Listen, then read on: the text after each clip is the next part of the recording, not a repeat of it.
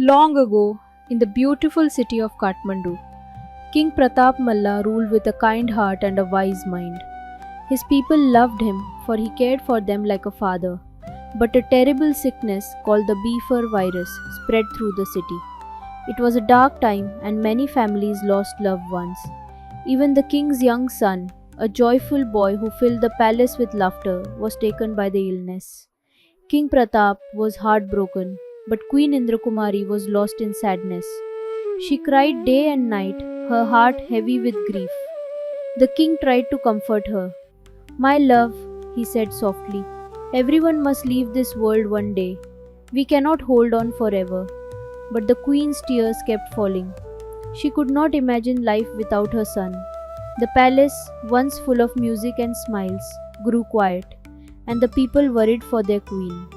When the month of Badao came, it brought the festival of Gai Jatra. This was a special day when people honored those who had died. They decorated cows with flowers, wore bright colorful clothes, and walked through the streets of Kathmandu.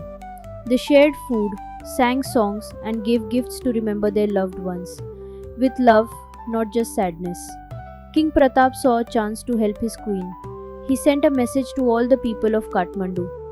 Come to the palace during Gai Jatra, he said. Show the queen that she is not alone in her sorrow. Many have lost someone dear. Bring joy, make her smile, and I will give a prize to whoever makes her laugh. The people wanted to help their king and queen. On the day of Gai Jatra, the streets filled with color and sound. Cows covered in marigolds led the way, their bells jingling. Men and women wore funny costumes, some dressed as silly nobles, tripping over their long robes, making the crowd laugh. Others painted their faces and acted like playful spirits, tossing fruits to children. The air was sweet with the smell of roasted corn and alive with the sound of drums and flutes. The queen sat on the palace balcony, her eyes still sad. But as she watched, something changed. A group of dancers dressed as the scary Lucky Monster jumped and roared, pretending to chase each other in a funny way. The crowd cheered and the queen's lips twitched. The next day, farmers performed the Japu dance, wearing bright clothes and playing loud music with cymbals and horns. One man, with a big grin, pretended to trip and spill a basket of flowers, then danced through the petals. The crowd roared with laughter, and the queen could not help it. She smiled, then laughed, her first laugh in months. King Pratap held her hand, his heart full of hope. He gave coins, silks, and thanks to everyone who performed. The queen's smile was the greatest gift of all.